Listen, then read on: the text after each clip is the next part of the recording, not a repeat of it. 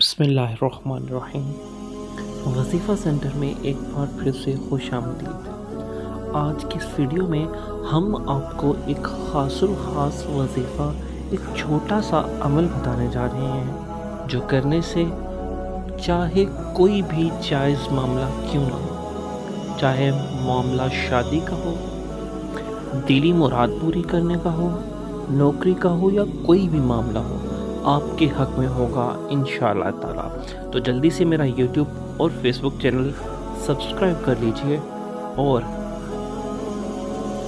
جڑے رہیے ہمارے چینل کے ساتھ۔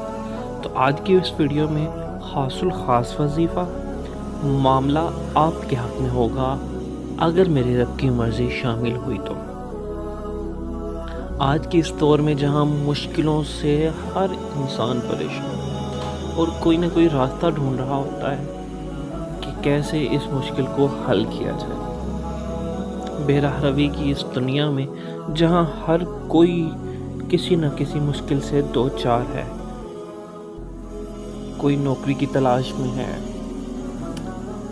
کوئی کسی اور مالی حاجت میں گرفتار ہے اور کوئی کسی اور وجہ سے پریشان۔ تو آج کی اس ویڈیو میں وظیفہ سینٹر آپ کو بتائے گا ایک خاص الخاص وظیفہ جس سے کرنے سے معاملہ آپ کے حق میں ہوگا انشاءاللہ تعالی۔ میں جو بھی وظیفہ بتاتا ہوں میں کوشش کرتا ہوں کہ ہمیشہ اس کا ریفرنس کہ جہاں سے میں نے یہ وظیفہ اٹھایا ہے وہ بھی شیئر کرتا ہوں۔ اور دوسری بات، میں کوئی بھی وظیفہ بتاؤں اسے کرنے سے پہلے ہمیشہ صدقہ و خیرات ضرور کیا کریں اور اول و آخر 11 مرتبہ درود شریف بھی پڑھ لیا کریں۔ تو انشاءاللہ تعالی معاملہ آپ کے حق میں ہوگا۔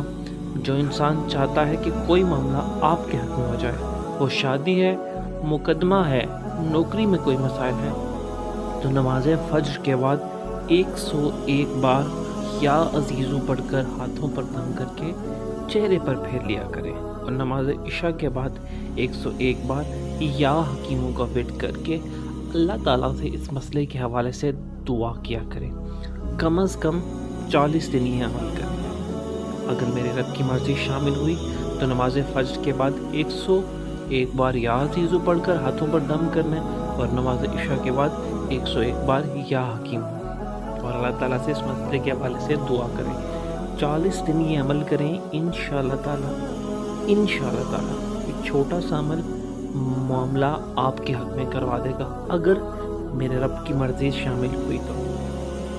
کوئی بھی وظیفہ کرنے سے پہلے ہمیشہ صدقہ و خیرات ضرور کرنا ہے۔ دوسرا، عمل انتہائی آسان ہے لیکن پوری توجہ کے ساتھ، پورے خلوص کے ساتھ، دل کے ساتھ کیا کریں، انشاءاللہ تعالیٰ آپ کا مسئلہ بہت جلد حل ہو جائے گا۔ دعاؤں میں یاد رکھیے گا، چینل سبسکرائب کیجیے گا، فیس بک پیج لائک کیجیے گا۔ انشاءاللہ تعالیٰ پھر ملیں گے نئی ویڈیو کے ساتھ، کسی نئی وظیفے کے ساتھ۔ جزاک اللہ، اللہ حافظ۔